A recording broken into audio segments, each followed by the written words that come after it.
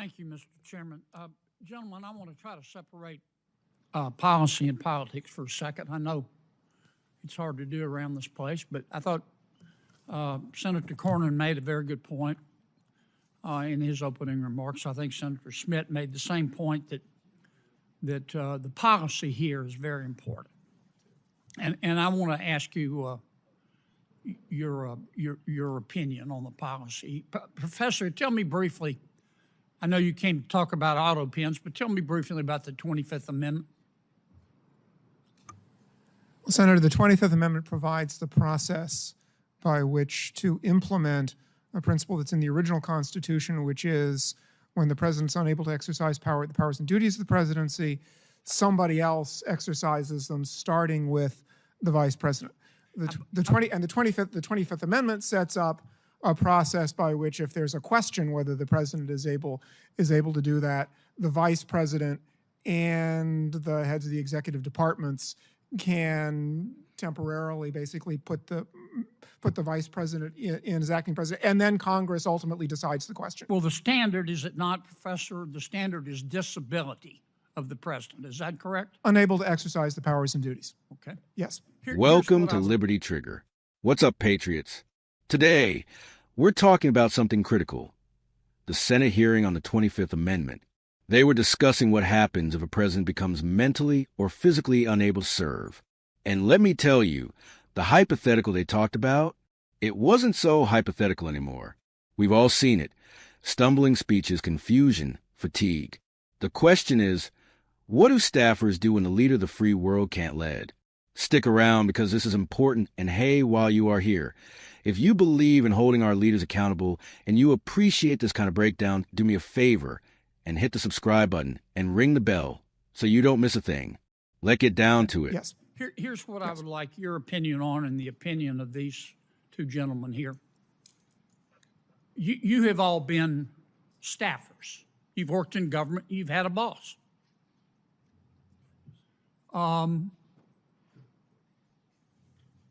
In Mr. Spicer's case, his boss was the President of the United States.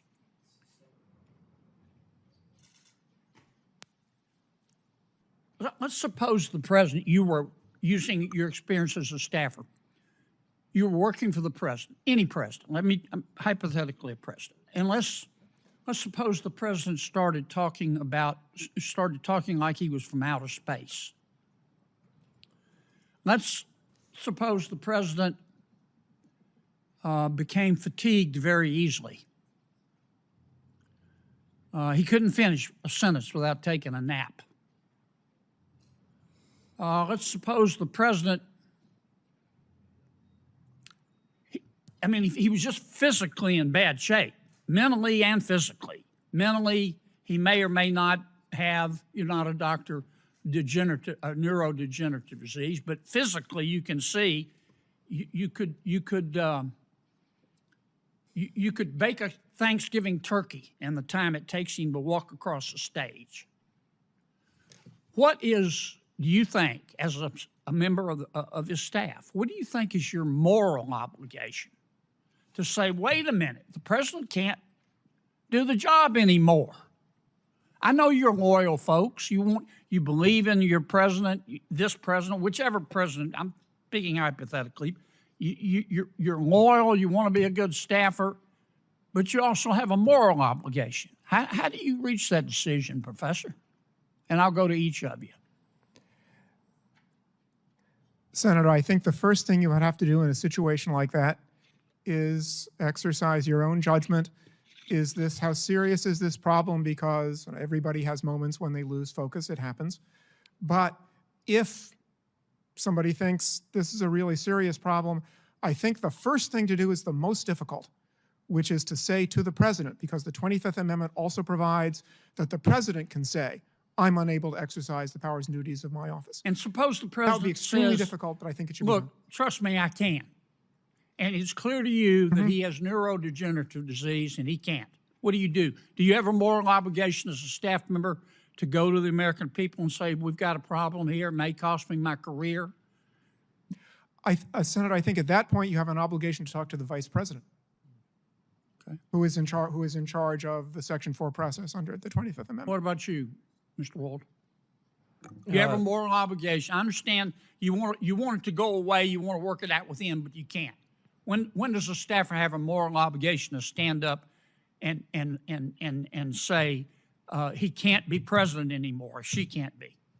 Well, Senator, the 25th Amendment only works if individual staffers or officers of the United States exercise that kind of moral judgment. That's what I'm asking you. Yeah, so, I mean, I think always, as the professor said, I mean, the presidency is an enormous burden, so it would be not one instance, it would have to be several instances of a failure to exercise judgment. How do you make that decision? You're the staffer. I get it. Yeah, well, I think it begins with prayer, of course, but after that, I think it's conversation with other staffers, and if you're unable to confront the president or to raise the issue with the vice president, you should resign. What about you, Mr. Spicer? Do you stand up and do it and tell the truth and run, or do you have a greater obligation to your boss? Well, luckily, I didn't have that problem. But I would say that you have a moral obligation as an American, as a citizen, as a human being. If the leader of the free world cannot conduct themselves to make the decisions that are critical to this country and to the world, you absolutely have a moral obligation to follow the chain of command. And if they don't act, then you must. Do either of you gentlemen disagree with that? Professor? Senator, I think acting means talking to the people who have the responsibility or in a position under the Constitution to do something. You about don't the agree situation. with Mr. Spicer? Senator, I'm not sure exactly what he has in mind, other than talking to the people who can make the decision. I'm just trying to ask. So you've all been staffers. Suppose you go to everybody you're supposed to go to, and they all say, "My advice to you is to shut up." Do you have a moral obligation as a staffer to say, look, this person can't be president of the United States. It isn't policy. He physically can't do it. Senator Kennedy, it's not a question of whether a staffer has that obligation. It's whether you as an American have that obligation, and I think each and every one of us does. Yeah, but you can see it. An American can't. Professor, what do you think? Senator, I think there are situations under which someone in that position should speak publicly, but I also think that the views of a single individual who is not the person who is constitutionally responsible for taking measures should be considered by the public as just the views of one individual who has some information about the subject. Thank you, Mr. Chairman. The 25th Amendment is simple. If the president cannot perform the duties of office, the vice president and cabinet can step in until Congress decides. The standard is clear. The president must be unable to perform constitutional duties. But here's the thing, patriots. Rules only work if people have the courage to act. The witnesses in the hearing all agreed. Staffers face a moral choice. First, judge for yourself if the problem is serious. Speak to the president. Speak to the vice president. Sean Spicer nailed it. If the leader of the free world cannot function, staffers have a moral obligation as Americans to act. Patriotism isn't loyalty to a person. It's loyalty to the country. And if staffers stay silent while the president can't lead, they're failing all of us. A president who is mentally or physically incapacitated isn't just an embarrassment. This is a national security issue. The world is watching. Adversaries exploit weakness. Decisions get delayed or mishandled. If staffers or cabinet members see decline and do nothing because of career fear, they're putting every American at risk. That's not loyalty, it's negligence. The 25th Amendment is not a political weapon. It is a safeguard for the country. Patriots, we deserve leaders who are strong, clear, and capable. If the president can't meet that standard, moral courage is required from staff, from leaders, and yes, from us, the American people. America doesn't run on loyalty to politicians.